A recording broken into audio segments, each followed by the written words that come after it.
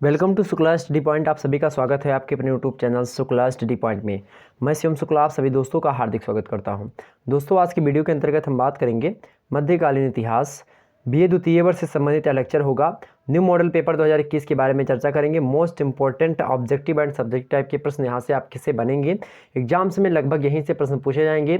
एक ही वीडियो के अंतर्गत आपको पूरे के पूरे पेपर के बारे में जानकारी देने का प्रयास करूंगा, तो वीडियो को अंत तक देखने का अवश्य प्रयास करें। मेरे प्यारे दोस्तों, जितने भी लोग जुड़ चुके हैं हमारे साथ, सभी लोग वीडियो को लाइक करके और वीडियो को शेयर कर दीजिएगा। जितने भी लोग हमको देख रहे हैं, फटाफट से वीडियो को लाइक करके और वीडियो को शेयर कर दीजिए। फटाफट से मेरे प्यारे दोस्त, जितने भी लोग जुड़े हुए हैं सभी लोग शेयर करें और लाइक करें। सभी लोगों के पास वीडियो को शेयर कर दीजिएगा, जितने भी लोग देख रहे हैं। ओके, ध्यान रखेंगे। और मैं क्लास को शुरू करने जा रहा हूं। इससे पहले आपको तब तक बता दूं, जब तक आप बच्चों को जोड़िए तब तक मैं आपको यह बता दूं मेरे प्यारे दोस्तों कि आखिरकार आप आज के वीडियो के अंतर्गत क्या क्या बातें आपको बताने वाले हैं, किन किन मुद्दों पर चर्चा करेंगे। जैसा कि आपको पता होगा, फर्स्ट पेपर आपने देखा होगा बड़ी आसानी से, उसी प्रकार से सेकंड पेपर के बारे में भी बताने का प्रयास करूंगा। जैसे इसमें हम बात करेंगे गेरिबाल्डी कौन था, और उसके बाद में जेल बेरिन कौन था, लुइस सोलहमा कौन था, मेरी अंतवानेत कौन थी, तुर्गो कौन था, स्टेटस जनरल क्या होता है, और इसी प्रकार से जैसे कि सबको इच्छानुसार कार्य करने दो यह किसने कहा था, बास्तील के पतन का क्या क्या कारण था, मानव अधिकारों के घोषणा पत्र कौन होते हैं, नेशनल कन्वेंशन क्या होता है, नेपोलियन की विधि संहिता क्या थी, राइन राज्य संघ की स्थापना कब की गई, टिलसिट की संधि कब हुई, महाद्वीपीय व्यवस्था किसे कहते हैं, वाटरलू का युद्ध कब हुआ, या प्रकाश मतलब इस पर प्रकाश डालिए। 7 सप्ताह युद्ध किसे कहते हैं, रक्त और लौह की नीति से आप क्या समझते हैं, कार्बोनरी संस्था क्या होती है, क्रीमिया युद्ध के बारे में बताने का प्रयास करूंगा। पुरातन व्यवस्था के बारे में आपको बताऊंगा। आतंकवाद का राज्य क्या होता है उसके बारे में आपको समझाऊंगा। पूर्वी समस्या से आपको परिचित करवाऊंगा। नेपोलियन तृतीय के बारे में आपको बताऊंगा। थर्ड स्टेट के बारे में आपको जानकारी दूंगा। जैकोबिन्स क्या कौन थे इसके बारे में आपको बताऊंगा। वहीं लेटर्स द कासे के बारे में आपको जानकारी दूंगा। मॉन्टेस्क्यू के बारे में बताऊंगा। कांक डर्ट के बारे में आपको बताऊंगा। स्वर्णिम मध्य नीति क्या होती है इसके बारे में बताऊंगा। मध्यम नीति जो स्वर्णिम थी उसके बारे में आपको बताऊंगा। यंग इटली क्या होती है उसके बारे में आपको बताने का प्रयास करूंगा। तो कुल मिलाकर के एक ही वीडियो के अंतर्गत इतने सारे मुद्दों पर आप चर्चा करने वाले हैं, तो इसीलिए वीडियो में अंत तक बने रहे। जितने भी लोग हमारे साथ जुड़े हुए हैं सभी लोग अंत तक बने रहने का प्रयास करें, क्योंकि इन सभी मुद्दों पर अभी इसी वीडियो के अंतर्गत हम चर्चा करेंगे। मात्र एक वीडियो और आपका काम तमाम, मतलब काम तमाम का मतलब ये नहीं कि आप आपका काम खत्म हो जाएगा। आपको अच्छे से अच्छे नंबर मिलने का प्रयास होगा एक वीडियो के माध्यम से। वीडियो को 2 से 3 बार आप लोग देखिएगा। सेशन को शुरू कर दीजिए जितने भी लोग देख रहे हैं, और फटाफट से कमेंट करके हमको बता सकते हैं। आपके सामने बिना समय गंवाए मैं प्रश्नों की श्रृंखला ला दिया हूँ। फटाफट से वीडियो को शेयर करके आप हमको बता सकते हैं कि सर वीडियो बहुत अच्छी लग रही है। ओके, चलिए। हाँ, good evening all of you, सभी को गुड इवनिंग मेरे प्यारे दोस्त। चलिए, आपके सामने प्रश्न 1 यहाँ पर संकलित दिखाई पड़ रहा होगा। प्रश्न 1 क्या दिया हुआ है मेरे भाई? प्रश्न 1 आपके सामने दिया हुआ है, बड़ी आसानी समझने का प्रयास करें। क्या दिया हुआ है कि गेरिबाल्डी कौन था? गेरिबाल्डी कौन था आपसे पूछ रहा है मेरे भाई, गेरिबाल्डी कौन था? चले पढ़ें। यह नीस का रहने वाला था। कहाँ का रहने वाला था? गेरिबाल्डी नीस का। ऑब्जेक्टिव वालों आपसे प्रश्न क्या पूछेगा? ऑब्जेक्टिव वालों आपसे प्रश्न पूछेगा कि गेरिबाल्डी कौन था, तो आप क्या बताएंगे? नीस का रहने वाला था। या पूछेगा गेरिबाल्डी कहाँ का रहने वाला था, तो कहाँ का था? नीस का रहने वाला था। दूसरा, पादरी बनने से बचने के लिए वह देश से भाग गया था। आपसे एग्जाम में पूछेगा कि पादरी बनने से बचने के लिए कौन घर से भाग गया था, तो कौन भाग गया था? गेरिबाल्डी भाग गया था। और क्या बन गया था जाकर के? तो एक साहसी नाविक बन गया भाग करके घर से। और वह मेजनी के यंग इटली का सदस्य भी बन गया। किसके? मेजनी के यंग इटली का सदस्य बन गया। किसका सदस्य बन गया था भाई? यंग इटली का सदस्य बन गया। कौन बन गया यंग इटली का सदस्य? गेरिबाल्डी जो था वह यंग इटली का सदस्य बन गया। किसका?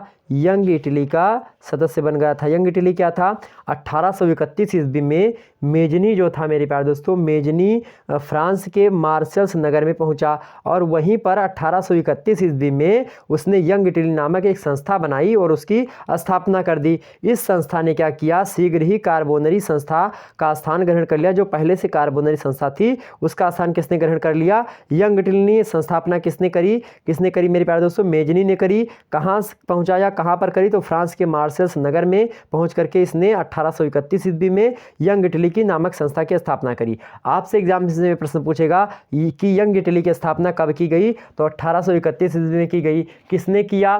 तो मेजनी ने किया। कहाँ पर किया? तो फ्रांस के मार्सल्स नगर में किया। सारी बातें समझ में आ गई। और यंग इटली में कौन भाग करके गया, सदस्य कौन बना? तो गेरिबाल्डी भी उसका सदस्य बना था। गेरिबाल्डी कहाँ का रहने वाला था? नीस का रहने वाला था। और क्या पादरी बनने के लिए घर से भागा था, घर से भाग करके क्या बना? साहसी नाविक बना। नाविक के साथ साथ धीरे धीरे यह क्या गया, मेजनी ने जो यंग इटली बनाया था, सदस्य संस्था बनाई थी, उसमें सदस्य भी बन गया। ठीक, 1800 कब बनी थी? 31 में बनी थी। 1848 ईस्वी में जहां मेजनी ने देश प्रेम की भावना जगाई थी, 31 में बना। 31 में आप देखेंगे 9 साल उधर बिताइए, 9 8 17, लगभग 17 सालों के बाद में मेजनी ने देश में प्रेम की भावना को एक प्रकार से बहुत अधिक मात्रा में बढ़ा दिया था। देश प्रेम की यानी कि राष्ट्रवाद की भावना को बढ़ा दिया था, जगाई। गेरिबाल्डी ने लाल कुर्ती दल का संगठन किया। क्या आपसे एग्जाम से प्रश्न पूछेगा कि लाल कुर्ती दल का संगठन किसने बनाया था? लाल कुर्ती दल का संगठन किसने बनाया था? गेरिबाल्डी ने बनाया था। किसने बनाया था? गेरिबाल्डी। ऑब्जेक्टिव वालों बड़े ध्यान से सुनने का प्रयास करें, सारे मुद्दे क्लियर हो रहे होंगे। कोई बात समझ में ऐसी तो नहीं कि नहीं आ रही है, सारी बातें समझ में आ रही है। अगर थोड़ा बहुत आपने इतिहास पढ़ा है तो बिल्कुल। चले इसी प्रकार से अन्य सब्जेक्ट की वीडियो आपके चैनल पर उपलब्ध है। इकोनॉमिक्स हो गया, पॉलिटिकल साइंस हो गया, हिंदी साहित्य हो गया, सोशियोलॉजी हो गया, और इसी प्रकार से आपका तमाम सारे जो है मनोविज्ञान, इन सबसे संबंधित वीडियो आपके चैनल पर, होम साइंस की सभी की वीडियो अपलोड है, उसको देख लेंगे सभी लोग। और कल होम साइंस की क्लास आपकी रात 9 बजे करवाई जाएगी। ठीक, ध्यान रखेंगे। चलिए आगे बढ़ते हैं। तो लाल कुर्ती दल का संगठन किसने बनवाया था? गेरिबाल्डी ने किया था। और उन्हें ऑस्ट्रेलिया के विरोध में, क्या? ऑस्ट्रिया एक देश था, और ऑस्ट्रिया देश के विरोध में लगा दिया था किसको? लाल कुर्ती दल संगठन को। किसने? गेरिबाल्डी ने। ठीक, तो आपसे पूछेगा लाल कुर्ती दल का संगठन किसने किया? गेरिबाल्डी ने। और गेरिबाल्डी ने लाल कुर्ती दल के संगठन को किसके विरोध में लगा दिया था? तो ऑस्ट्रिया के विरोध में लगा दिया था। गेरिबाल्डी का कहाँ का रहने वाला था? नीस का रहने वाला था। और यह पादरी बनने के लिए अपने घर से क्या किया था? भागा था। 1831 में मेजनी ने फ्रांस में मार्सल्स नगर में पहुंच करके 1831 में किसकी? यंग इटली की स्थापना करी थी। बाद में जो है यह गेरिबाल्डी उसी का सदस्य बन जाता है। 1848 तक आते आते जो मेजनी होता है वह देश में एक प्रकार से देश प्रेम की भावना को जगा ले जाता है। ये सारी बातें आपको पता होनी चाहिए। आगे बढ़ते हैं। समझ में आ गई बातें? समझ में आ गई हो तो फटाफट से लाइक कर दीजिए मेरे प्यारे दोस्तों, मज़ा तो आ ही गया होगा आपको। दूसरा प्रश्न आपके सामने है, जैलबेरिन कौन था? जैलबेरिन कौन था मेरे भाई? जैलबेरिन कौन था, इसको समझिए थोड़ा सा। जैलबेरिन कौन था? तो जैलबेरिन मेरे प्यारे दोस्तों कौन था? 1834 ईस्वी में, 1831 ईस्वी में क्या होता है? यंग इटली की स्थापना हुई थी। 1834 ईस्वी में जोलबेरन या फिर जैलबेरिन, दोनों एक प्रकार से दोनों एक ही चीज़ है, दोनों एक ही नाम है। जैलबेरिन या फिर जैलबेरिन की स्थापना से जर्मनी के व्यापार और जो है उद्योग के विकास का मार्ग खुल गया था। 1850 से 1860 ईस्वी के बीच में या मध्य में जर्मनी का तीव्र गति से औद्योगिकरण हुआ, जिसके फलस्वरूप जर्मनी में एक नए पूंजीपति वर्ग का उदय हुआ। जर्मनी के ये नवोदित पूंजी यानी नए नए जो पूंजीपति हैं, अपने आर्थिक हितों के लिए संयुक्त जर्मनी के समर्थक थे। यही बातें थी जर्मनी जो है जैलबेरिन के संबंध में यह बातें कही जाती हैं। जैलबेरिन ने एक प्रकार से स्थापना करवाई थी किसी एक ऐसे व्यापार मंडल की, जो एक प्रकार से पूरे जर्मनी के व्यापार को एक प्रकार से के विकास में एक प्रकार से मार्ग खोल देता था। तो इस प्रकार से आप समझ सकते हैं 1834 ईस्वी में जालबेरन या फिर जैलबेरिन की स्थापना से जर्मनी के व्यापार और उद्योग के विकास का मार्ग खुल गया था। तो जैलबेरिन वही व्यक्ति था। ठीक, ध्यान रखेंगे। और एक संस्था भी इसी के नाम से बनाई गई। आगे बढ़ते हैं। अगला 3 नंबर प्रश्न आपके सामने आया, लुई 16वां कौन था मेरे प्यारे दोस्तों? लुई 16वां पर एक संक्षिप्त टिप्पणी लिखिए। तो लुई 16वां फ्रांस में पुरातन व्यवस्था का अंतिम शासक था। मतलब यहाँ पर लुई 16वां के बाद में फ्रांस में राज्य व्यवस्था एक प्रकार से खत्म हो जाएगी।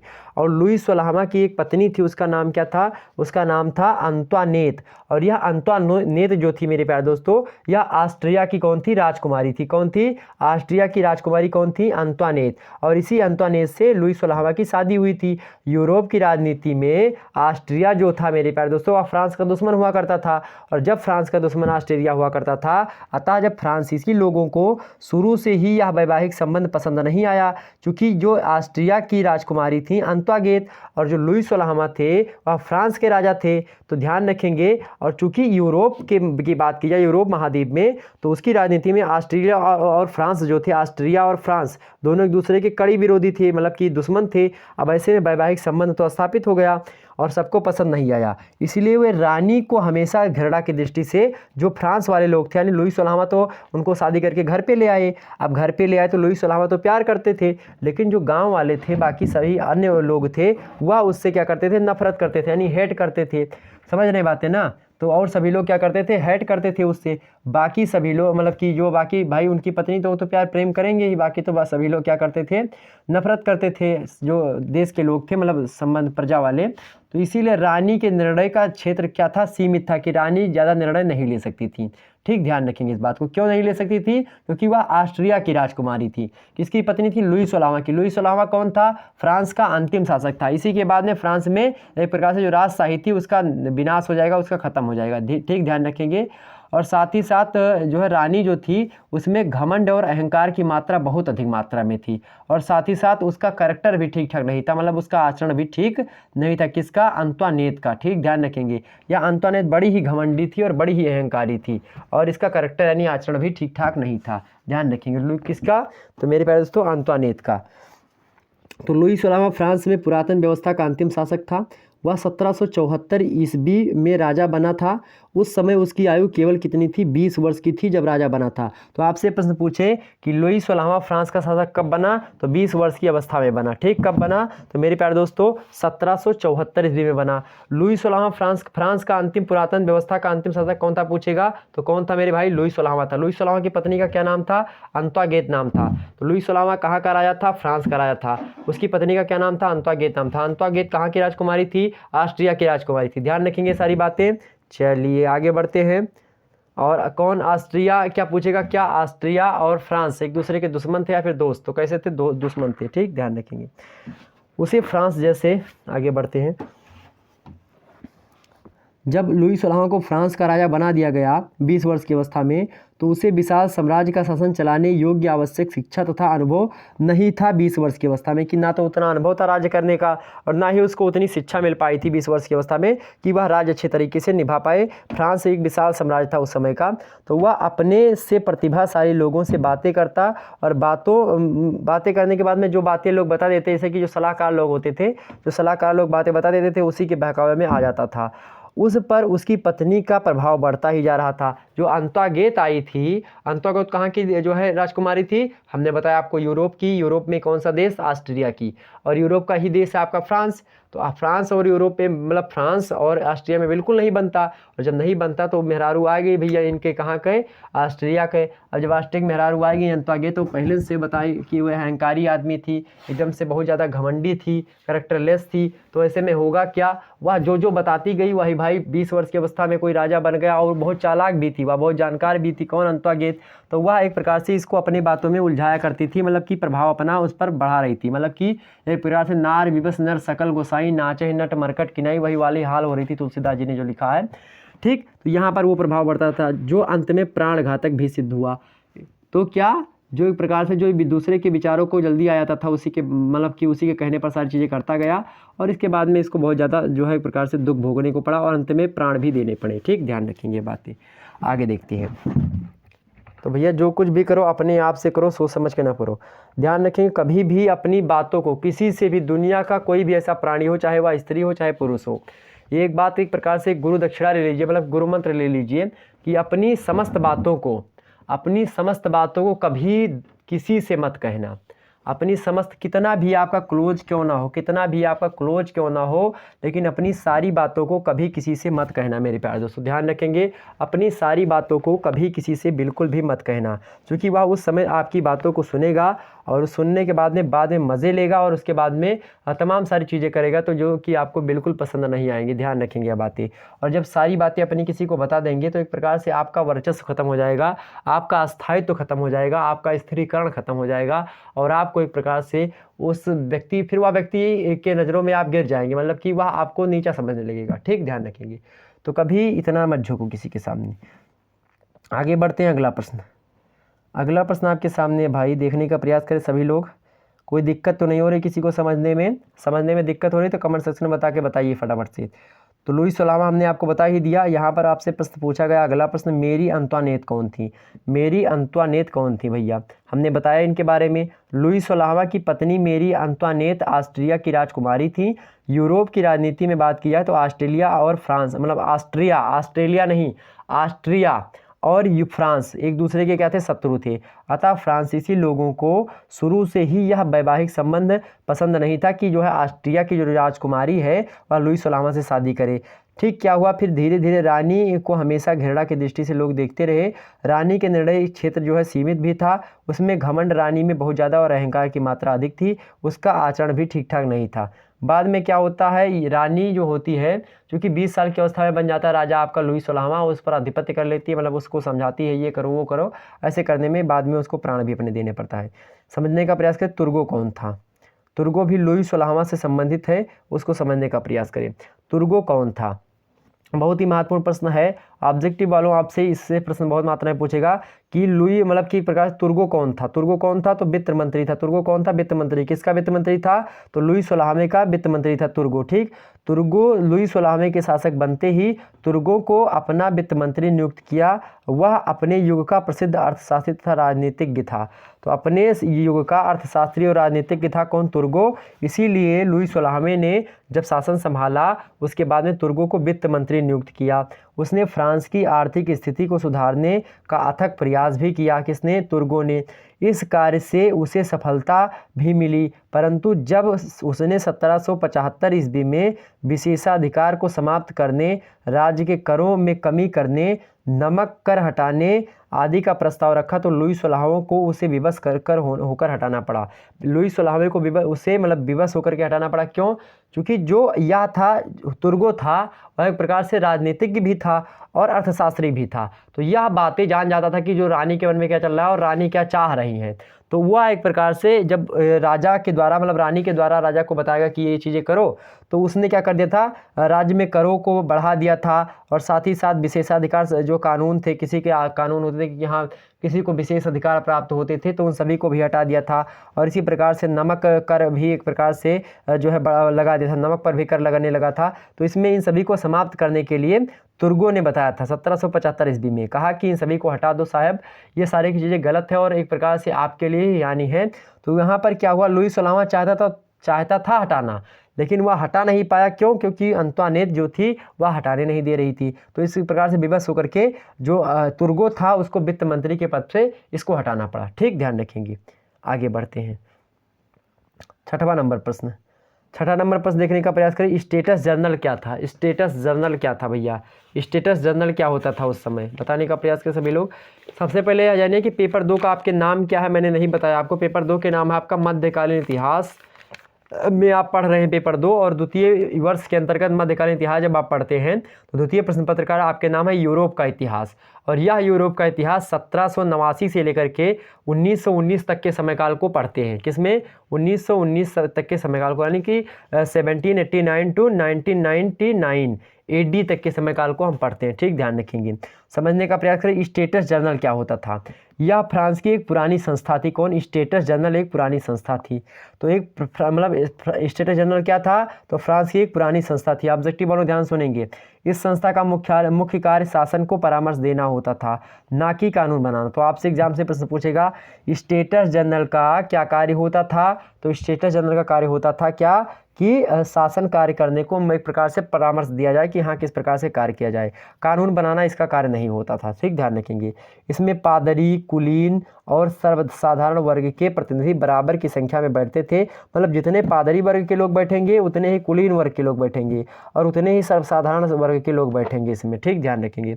परंतु तीनों वर्गों अथवा श्रेणियों यानी स्टेटस के प्रतिनिधि एक साथ ना बैठ करके वर्गों के हिसाब से अलग अलग बैठते थे। 2 श्रेणियों के प्रस्तावों के स्वीकृत होने पर स्टेटस जर्नल द्वारा स्वीकृत समझा जाता था। मतलब इसका यह है मेरे प्यारे दोस्तों कि एक प्रकार से स्टेटस जर्नल में सभी लोग बैठते थे और यह एक प्रकार से जो शासन कार्य कैसे चलाया जाए इसके बारे में परामर्श दिया करते थे।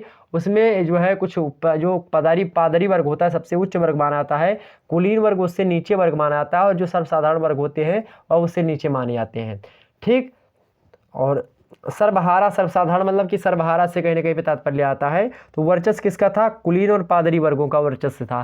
तो इसलिए ये लोग क्या करते थे, आगे पंक्ति में बैठते थे या फिर इनका वर्चस्व ज़्यादा था, इनका स्टेटस ज़्यादा था उस समय। ठीक, ध्यान रखेंगे।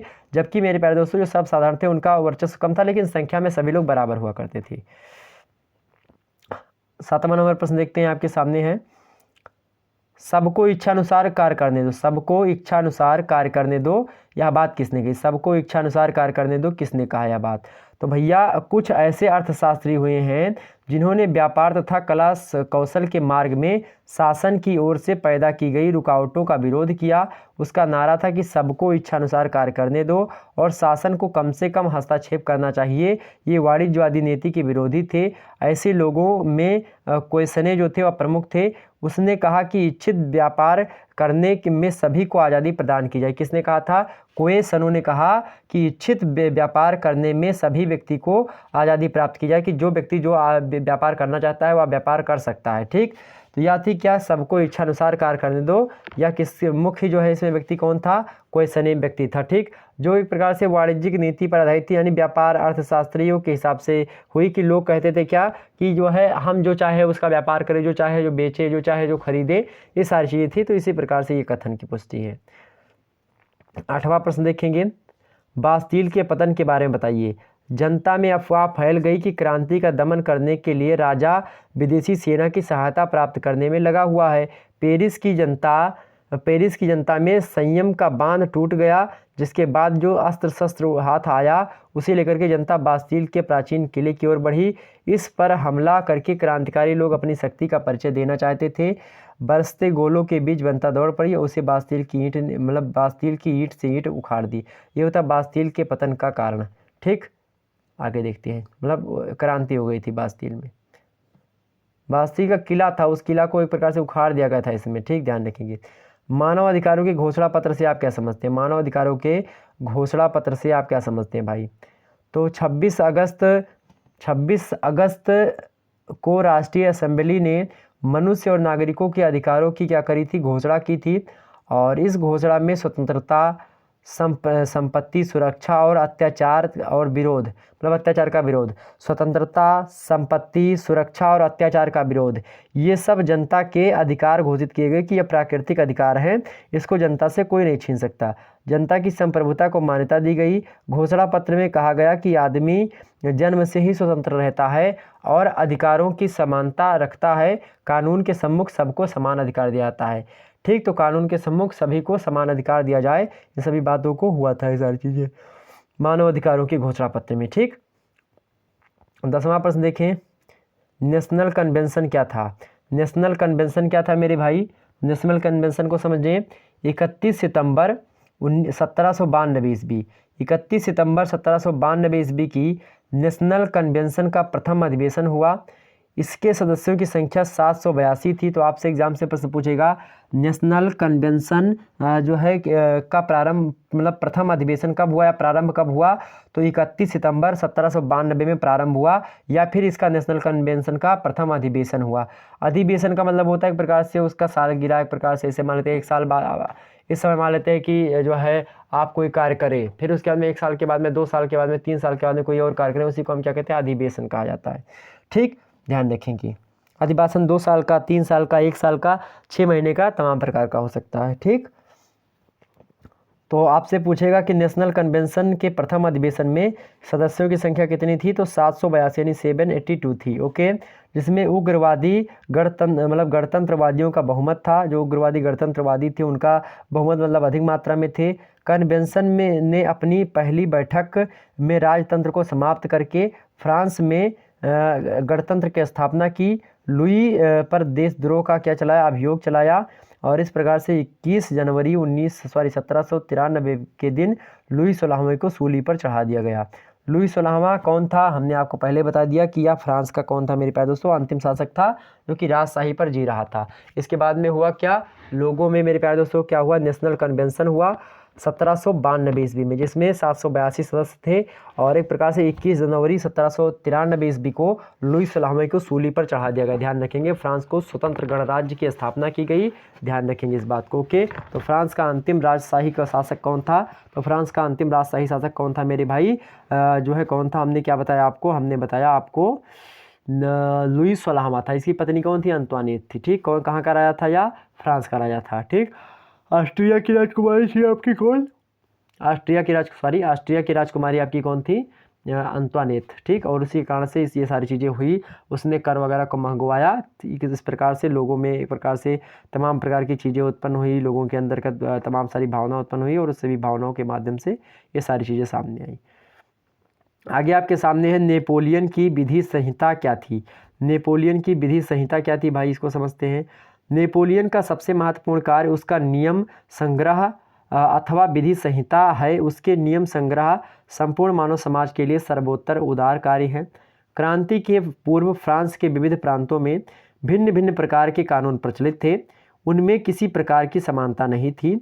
उसके विधानों की संख्या 5 थी।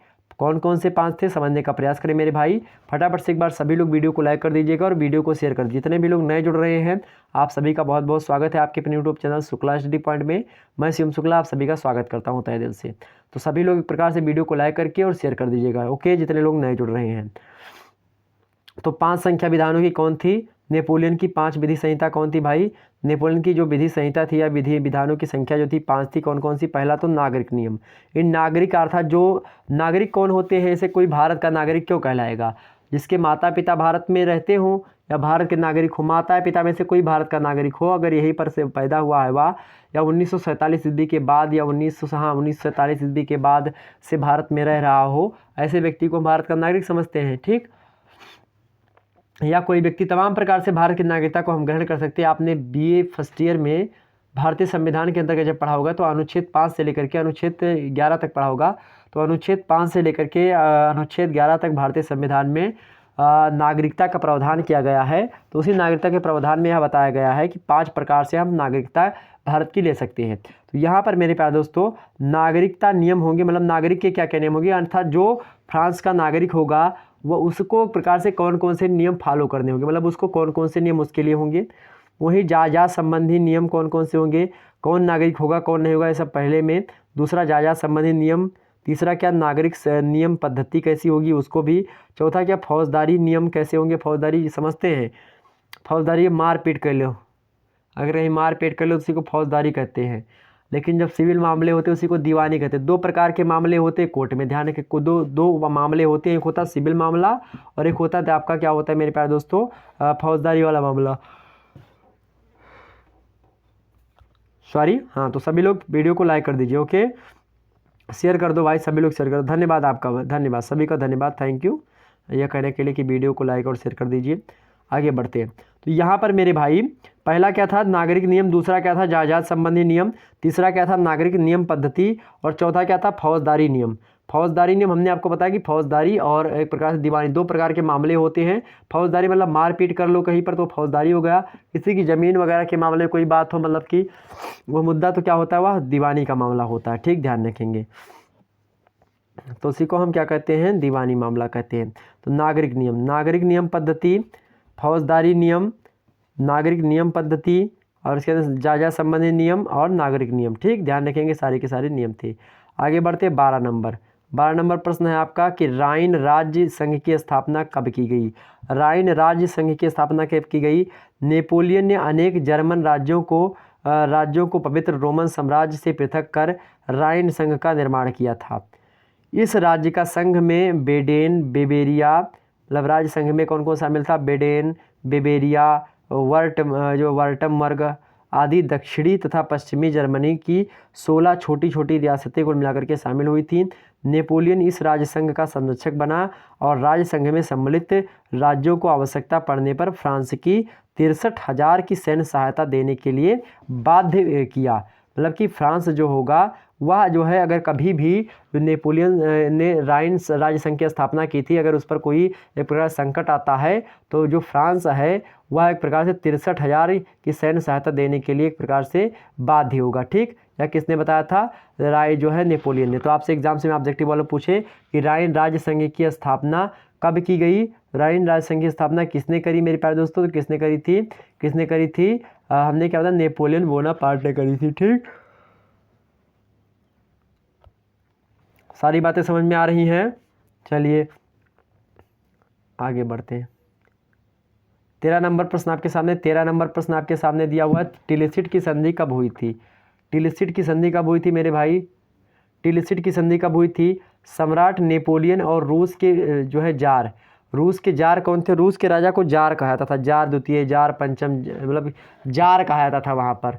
मतलब जार्ज पंचम होता था, लेकिन वहाँ पर जार, जिसे अपने यहाँ पर राजा कहते हैं, कहीं पर सम्राट, कहीं पर बादशाह। तो इसी प्रकार से रूस में जार कहा जाता है।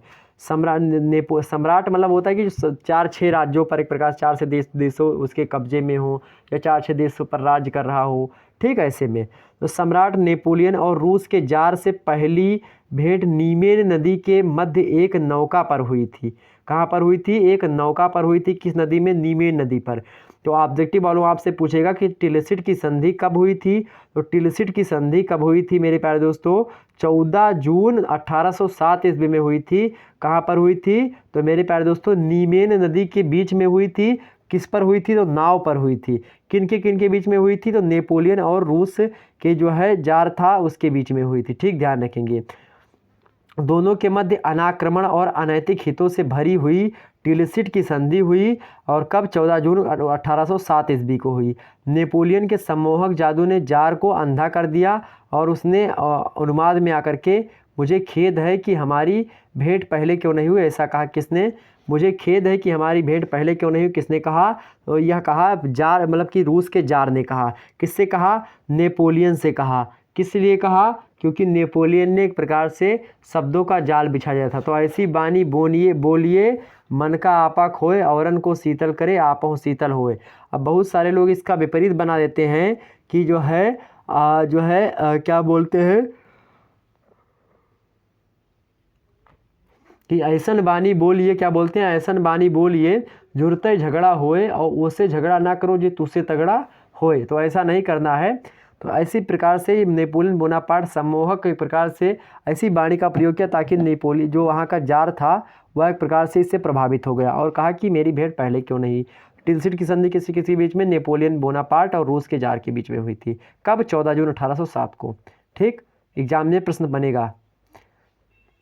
अगला प्रश्न है महाद्वीपीय व्यवस्था किसे कहते हैं? महाद्वीपीय व्यवस्था यूरोप की प्रभुता को प्राप्त करने के लिए इंग्लैंड को हराना आवश्यक था, परंतु चारों तरफ समुद्र से घिरे और अजेय जल शक्ति वाले इंग्लैंड को परास्त करना उसके लिए एक असंभव कार्य था। अतः उसने इंग्लैंड को झुकाने के लिए एक नई नीति का प्रयोग किया, जिसे व्यापार बहिष्कार नीति अथवा महाद्वीपीय प्रणाली या महाद्वीपीय नाकेबंदी कहा जाता है। व्यापार बहिष्कार नीति जो है एक प्रकार किस संबंधित है? तो मेरे प्यारे दोस्तों जो है इंग्लैंड को हराने से संबंधित है। वही महाद्वीपीय प्रणाली या महाद्वीपीय नाकेबंदी किससे संबंधित है? तो इंग्लैंड को हराने से संबंधित है। ठीक, ध्यान रखेंगे। आगे बढ़ते हैं। अगला प्रश्न है 15 नंबर, वाटरलू युद्ध पर प्रकाश डालिए। वाटरलू युद्ध पर प्रकाश डालिए। 18 जून 1815 ईस्वी के दिन जो है वाटरलू के मैदान में नेपोलियन और वेलिंगटन के मध्य में क्या हुआ था? घमासान युद्ध हुआ था। तो आपसे पूछेगा वाटरलू का युद्ध कब हुआ था? तो 18 जून 1815 ईस्वी में हुआ था वाटरलू का युद्ध। किसके बीच में हुआ था? तो नेपोलियन बोनापार्ट और वेलिंगटन के मध्य में बीच में हुआ था। ठीक, ध्यान रखेंगे। और किस मैदान में हुआ था? तो वाटरलू के मैदान में हुआ था, इसीलिए इसको वाटरलू का मैदान कहते हैं। ठीक, ध्यान रखेंगे, मतलब वाटरलू का युद्ध कहते हैं। ठीक, ध्यान रखेंगे। तो दोपहर के बाद वेलिंगटन की सेना क्या हो गई थी? परास्त होने लगी। परंतु ठीक इसी समय पर प्रशियन जो है प्रशियन मतलब प्रसा के जो सैनिक होते हैं, प्रसा के एक सेनापति थे प्रशियन सेनापति बलूचर, और उस बलूचर ने क्या किया? अपनी सेना सहित वहां पर आ गया। जब दोपहर के बाद में वेलिंगटन की सेना हारने लगी नेपोलियन बोनापार्ट की सेना से, नेपोलियन बोनापार्ट से, तब उस समय मेरे प्यारे दोस्तों कौन आ गया? वहीं पर प्रशियन जो है सेनापति था बलूचर, वह अपनी सेना के साथ आ गया। अब नेपोलियन जो है पराजित हुआ और इसके बाद में क्या हो गया, वह पेरिस भाग गया। कहाँ पराजित होकर कहाँ पर भाग गया, पेरिस भाग गया। पेरिस कहाँ पर, फ्रांस की राजधानी है मतलब पेरिस, ठीक, ध्यान रखेंगे। तो फ्रांस से मतलब कहाँ भाग गया नेपोलियन बोनापार्ट, तो पेरिस भाग गया। कहाँ पर युद्ध लड़ रहा था, वाटरलू में। कब लड़ रहा था, 18 जून 1815 में लड़ रहा था, ठीक, ध्यान रखेंगे। सारी बातें समझ में आ रही है। अंत में उसे सेंट हेलेना के द्वीप में बंदी बना कर रखा गया, किसके, नेपोलियन को, जहाँ 16 वर्ष के बाद में 1821 ईस्वी में विश्व विजेता नेपोलियन की क्या हो गई थी, मृत्यु हो गई थी। ध्यान रखिए, तो आपसे पूछेगा एग्जाम्स में ऑब्जेक्टिव वालों कि विश्व विजेता नेपोलियन बोनापार्ट की मृत्यु कब हुई थी, तो 1821 ईस्वी में हुई थी। 16 नंबर प्रश्न आपके सामने दिया हुआ है, सात सप्ताह का युद्ध किसे कहा जाता है। 7 सप्ताह का युद्ध किसे कहा जाता है। 11 जून 1866 ईस्वी को ऑस्ट्रिया ने जर्मनी की संघीय डाइट से प्रसा के विरुद्ध सैनिक कार्रवाई करने का अनुरोध किया। बिस्मार्क के विरोध के बावजूद डाइट ने ऑस्ट्रिया का अनुरोध स्वीकार कर लिया। बिस्मार्क ने जर्मन प्रसंग को समाप्त करने की मांग की तथा ऑस्ट्रिया के विरुद्ध युद्ध की घोषणा कर दी। इस प्रकार युद्ध शुरू हुआ। इसे 7 सप्ताह का युद्ध कहा जाता है। तो आपसे एग्जाम से प्रश्न पूछे कि 7 सप्ताह का युद्ध कब हुआ, तो 11 जून 1866 ईस्वी को प्रारंभ हुआ, ठीक। ऑस्ट्रिया ने जर्मनी की संघीय डाइट से प्रसा के विरुद्ध सैनिक कार्रवाई करने का अनुरोध किया था। बिस्मार्क के विरोध के बावजूद डाइट ने क्या किया, ऑस्ट्रिया का अनुरोध स्वीकार कर लिया। बिस्मार्क ने जर्मन प्रसंग को समाप्त करने की मांग की तथा ऑस्ट्रिया के विरुद्ध युद्ध की घोषणा कर दी। इस प्रकार से युद्ध शुरू हुआ और इसी युद्ध को हम 7 सप्ताह युद्ध के नाम से जानते हैं। 17 नंबर प्रश्न आपके सामने, रक्त और लौह की नीति से आप क्या समझते हैं। बिस्मार्क जो था, जर्मनी का एकीकरण करने का उसी को अधिकार है। तो बिस्मार्क प्रसा की सैन्य शक्ति के आधार पर प्रसा के नेतृत्व में जर्मनी का एकीकरण करना चाहता था। उसने उदारवादियों की आलोचना करते हुए कहा था कि जर्मनी का ध्यान प्रसा के उदारवाद की ओर नहीं वरन उसकी शक्ति पर लगा हुआ है।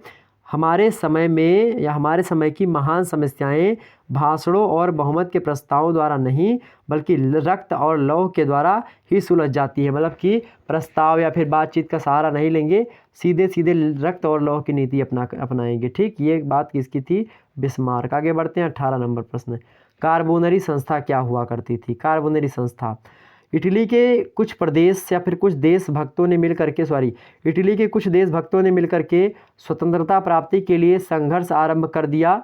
इसके लिए इटली में अनेक गुप्त संस्थाओं की स्थापना की गई, जिसमें से कार्बोनरी संस्था जो है प्रमुख रूप से अपनी भूमिका निभा रही थी और प्रमुख संस्था थी कार्बोनरी संस्था। इटली में एक प्रकार से इटली को आज़ाद करवाने के लिए, स्वतंत्रता करवाने के लिए। इस संस्था का प्रमुख केंद्र क्या था, नेपिल्स में था तथा इसकी शाखाएं समस्त इटली में फैली हुई थीं। इस संस्था के 2 प्रमुख उद्देश्य थे।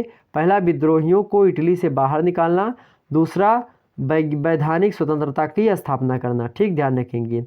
19 नंबर प्रश्न देखने का प्रयास करें। क्रीमिया युद्ध के बारे में आप क्या जानते हैं। तो इस युद्ध में 1854 कब हुआ था, क्रीमिया का युद्ध 1854 ईस्वी में हुआ था। इस युद्ध में एक तरफ रूस था और दूसरी तरफ कौन था, टर्की था तथा उसी के तरफ क्या था, उसी के तरफ इंग्लैंड और फ्रांस भी शामिल थे। इंग्लैंड, फ्रांस और टर्की एक जो है साथ थे, रूस जो था वह अकेला था। युद्ध में जब इंग्लैंड और फ्रांस की स्थिति बिगड़ने लगी तब कैबूर ने इस युद्ध में बिना किसी अनुरोध के इंग्लैंड और फ्रांस की सहायता के लिए सेना भेज दी। किसने भेज दी भाई, तो तब कैबूर ने क्या भेज दी, सेना भेज दी। कहाँ पर, इंग्लैंड और फ्रांस की सहायता के लिए, जब इंग्लैंड हारने लगा। इसका परिणाम निकला कि रूस हार गया और कहा जाता है ये क्रीमिया के कीचड़ से इटली के स्वतंत्रता का पंकज उदय हुआ। मतलब कि क्रीमिया के कीचड़ से इटली के स्वतंत्रता का पंकज उदय हुआ। पंकज माने कमल होता है, ठीक। आगे बढ़ते हैं। तो इटली पर किसका कब्जा था, कि क्रीमिया का कब्जा था। 20 नंबर प्रश्न देखिए मेरे भाई, 20 नंबर प्रश्न आपके सामने है। पुरातन व्यवस्था से आप क्या समझते हैं। पुरातन व्यवस्था से आप क्या समझते हैं। तो क्रांति के पूर्व फ्रांस में वंशानुगत निरंकुश राजतंत्र था। राजा स्वयं को पृथ्वी का परमेश्वर और प्रतिनिधि मानता था। समाज विषम और विघटित हो रहा था। यह सामंतवादी पद्धति असमानता और विशेषाधिकारों के मूलभूत सिद्धांतों पर आधारित हुआ करता था। समाज मुख्य रूप से 3 वर्गों में बटा हुआ था उस समय। पहला पादरी वर्ग, दूसरा कुलीन वर्ग और तीसरा सर्वसाधारण वर्ग। देश की आर्थिक स्थिति दयनीय हो गई थी। इस समय पादरी और कुलीन वर्ग मज़े कर रहे थे, लेकिन वही सर्वसाधारण वर्ग को बहुत ज़्यादा हानि देखने को मिलती थी, बहुत ज़्यादा इस प्रकार से उनको दिक्कत हुआ करती थी। आगे बढ़ते हैं। अगला प्रश्न आपके सामने है, आतंक का राज्य से आप क्या समझते हैं? आतंक के राज्य से आप क्या समझते हैं? तो जैकोबिन दल ने आंतरिक विद्रोहों को दबाने, क्रांतिकारी विरोधियों का सफाया करने एवं विदेशी आक्रमणों से क्रांति की रक्षा करने के लिए अनेक राज्य स्थापित किए, जो सितंबर 1793 ईस्वी से जुलाई 1794 ईस्वी तक जारी रहा। इस अवधि में हजारों लोगों को क्रांति विरोधी होने के संदेह में मौत के घाट उतार दिया गया। इसी समय मेरे प्यारे दोस्तों जो है रानी मारी गई और मदाल रोला तथा अनेक कुलीनों को मौत के घाट उतार दिया गया। प्रसिद्ध क्रांतिकारी दांत को ही उसके साथियों के सहित मार दिया। दांते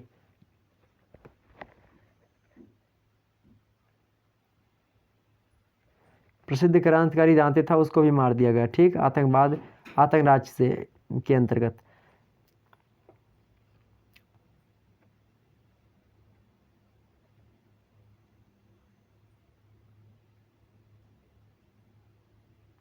आगे बढ़ते, अगला प्रश्न आपके सामने आ चुका है। हाँ, तो सभी लोग मेरे प्यारे दोस्तों एक बार वीडियो को शेयर कर दीजिएगा, लाइक कर दीजिएगा। धन्यवाद आप सभी का, थैंक यू भाई।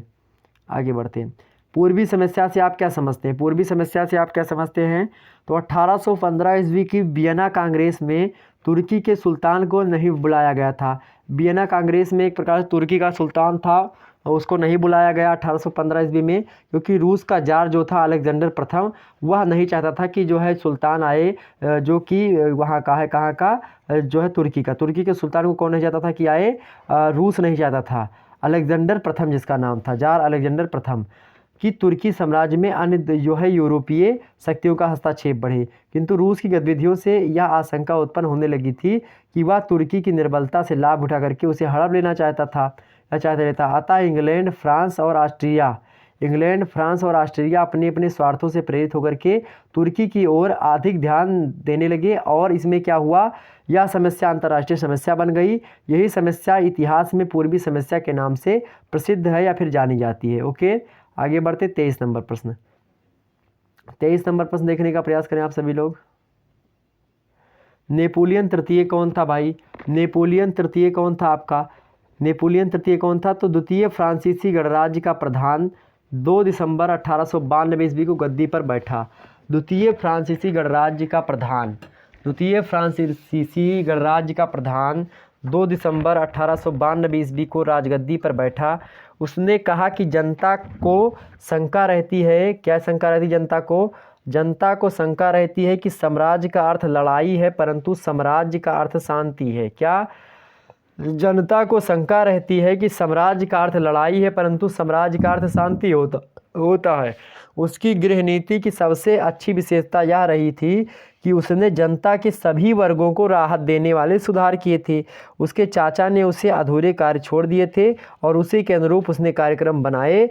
उसने ऐसी ही अस्थायी चमक को विदेश नीति को अपनाया। वह यह नहीं भूला कि युद्ध के मैदान में उसके चाचा का उत्थान और पतन हुआ था, अतः वह फूंक फूंक कर कदम रख रहा था। ठीक, ध्यान रखेंगे। आगे बढ़ते हैं। अगला था क्या? थर्ड स्टेट से आप क्या समझते हैं? चर्च के पदाधिकारी यानी पादरी जिसको कहा जाता था, समाज के सर्वोच्च शिखर पर हुआ करते थे उस समय। वे लोग प्रथम श्रेणी यानी फर्स्ट स्टेट के सदस्य होते थे। तीसरा वर्ग साधारण वर्ग लोगों का था। उन्हें 3 श्रेणियों की रखा जाता था। पहला तो मध्यम वर्ग, दूसरा किसान और मजदूर, दूसरा किसान वर्ग और तीसरा मजदूर वर्ग। मध्यम श्रेणी में वकील, साहित्यकार, चिकित्सक, शिक्षक, व्यापारी आदि सम्मिलित किए जाते थे, जो कि मध्यम वर्ग से होते थे। धन, विद्या, ज्ञान, तर्क, इन सभी दृष्टियों से यह वर्ग श्रेष्ठ था और किसी प्रकार से कोई कमी नहीं थी, परंतु इस श्रेणी के पास राजनीतिक अधिकार नहीं हुआ करता था। जो मध्यम वर्ग होता था उनके प्रति जो आपका जो श्रेणियाँ होती सर्वसाधारण, जो हमने बताया था पहली आपका पहली वर्ग क्या होता था? पादरी वर्ग। और उसके बाद में कौन था? कुलीन के बाद में क्या? सर्वसाधारण में आप देखते थे तो किससे मध्यम वर्ग होगा, किसान और मजदूर ये सब आते थे। और इसमें चिकित्सक हो गए, आपके साहित्यकार हो गए, वकील हो गए, सब आते थे, लेकिन इन सभी को राजनीतिक अधिकार नहीं प्राप्त थे। ठीक, आगे बढ़ते 25 नंबर आपके सामने है। जैकोबिन्स क्या दिया हुआ है? जैकोबिन्स कौन थे? तो आतंक के राज का नेतृत्व जो है रोब्सपियर और जैकोबिन्स ने किया था। तो आपसे ऑब्जेक्टिव वाला प्रश्न पूछेगा कि आतंक के राज्य का नेतृत्व किसने किया था? तो रोब्सपियर और जैकोबिन्स ने किया था। इस दल ने जैकोबिन्स आंतरिक विद्रोहों को दबाने, क्रांतिकारी विरोधियों का सफाया करने एवं विदेशी आक्रमणों से क्रांति की रक्षा करने के लिए आतंक का राज स्थापित कर देता है, जो कि सितंबर महीना है से लेकर के मतलब सितंबर के महीने में 1793 की बात है, वहाँ से लेकर के सितंबर से जुलाई महीने के 1794 ईस्वी तक जारी रहा। कौन? आतंक के राज्य का नेतृत्व किसके द्वारा? रोब्सपियर और जैकोबिन्स के द्वारा। इस अवधि में हजारों लोगों को क्रांति विरोधी होने के संदेह पर क्या कर दिया गया? मौत के घाट उतार दिया गया, मतलब कि जो है गोली से उड़ा दिया गया या विभिन्न प्रकार की मौत दी गई। आगे बढ़ते हैं, अगला प्रश्न 26 नंबर प्रश्न देखने का प्रयास करें आप सभी लोग। लेटर्स द कासे के बारे में आप क्या जानते हैं? इसे बिना अभियोग के गिरफ्तारी के वारंट शब्द से अभिहित किया जाता है, मतलब जाना जाता है। आपसे एग्जाम से प्रश्न पूछेगा ऑब्जेक्टिव वालों कि बिना अभियोग के गिरफ्तारी के वारंट शब्द से अभिहित किसे किया जाता है, यानी किसे कहा जाता है? तो लेटर्स द कासे को। ठीक, ध्यान रखेंगे। ये इतने सामान्य थे, कौन? लेटर्स द कासे, कि ना तो कोई इतना ऊंचा था कि वह मंत्री के मतलब कि ये इतने सामान्य थे कि ना तो कोई इतना ऊंचा था कि वह मंत्री के रोष से बच सके, और ना ही इतना महत्वहीन था कि वह क्लर्क के रोष से जागृत ना कर सके। प्रशासन के अंदर की गोपनीयता से भ्रष्टाचार और संदेह को पनपने का अवसर मिलता था। प्रायः सरकार के माथे पर अच्छे या बुरे कार्य मढ़े जाते थे। ठीक, यह लेटर्स द कासे के बारे में जानकारी थी जो हमने आपको बताई। आगे मॉन्टेस्क्यू के बारे में थोड़ा जानकारी ले लीजिए। सभी लोगों को बातें समझ में आ रही? फटाफट से लाइक कर दीजिए जितने भी लोग नए जुड़ रहे हैं।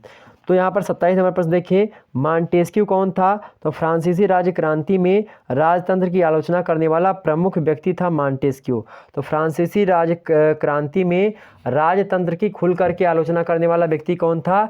मॉन्टेस्क्यू था। ठीक, वह एक उच्च कोटि का कौन था? वकील था, और बोंदो की सांसद का क्या था? संसद का न्यायाधीश भी था। तो बोंदो का संसद का न्यायाधीश कौन था? आपके पूछे, वकील भी था और न्यायाधीश भी था, तो मॉन्टेस्क्यू था। कौन था? या राजतंत्र की आलोचना करने वाला बहुत ही प्रमुख व्यक्ति था। किसके? फ्रांस के जो राजतंत्र चल रहा था उसका। ठीक, ध्यान रखेंगे। और किसने? 1748 ईस्वी में इसने यानी मॉन्टेस्क्यू ने अपनी सुप्रसिद्ध रचना कानून की आत्मा। अब आपसे ऑब्जेक्टिव वाला प्रश्न पूछेगा कि कानून की आत्मा पुस्तक के लेखक कौन है, या फिर इस रचना के लेखक कौन है? तो कि कौन है भैया? मॉन्टेस्क्यू हैं। और 1748 ईस्वी में इन्होंने यह रचना लिखी। ठीक, ध्यान रखेंगे। और मतलब इसका प्रकाशन भी हो गया था 1748 में। इसमें उसने फ्रांस के राजाओं के दैवीय अधिकार के सिद्धांत की क्या करी? कटु आलोचना की है। यह मतलब वह वैधानिक शासन तथा व्यक्तिगत स्वतंत्रता का प्रबल समर्थक था। कौन? तो फ्रांस मॉन्टेस्क्यू जो था वह वैधानिक शासन का और व्यक्तिगत स्वतंत्रता का प्रबल कौन था? समर्थक था। और इसने अपने जो है कानून की आत्मा में क्या किया है? राजाओं के दैवीय अधिकार का जो सिद्धांत है उसकी आलोचना विस्तार पूर्वक करी है। आगे देखते हैं 28 नंबर प्रश्न। 28 नंबर प्रश्न आपके सामने मेरे भाई कि जो है कांकडर्ट से मतलब कि से तात्पर्य क्या है? कांकडर्ट कौन था? कांकडर्ट से क्या तात्पर्य है? नेपोलियन का पोप, एक मिनट, नेपोलियन का पोप के साथ संपन्न समझौता कांकडर्ट या फिर कानकाडर्ट के नाम से प्रसिद्ध है। नेपोलियन और पोप के बीच में जो है एक समझौता हुआ था, उसी समझौता को हम कांकडर्ट या फिर कानकाडर्ट नाम से जानते हैं।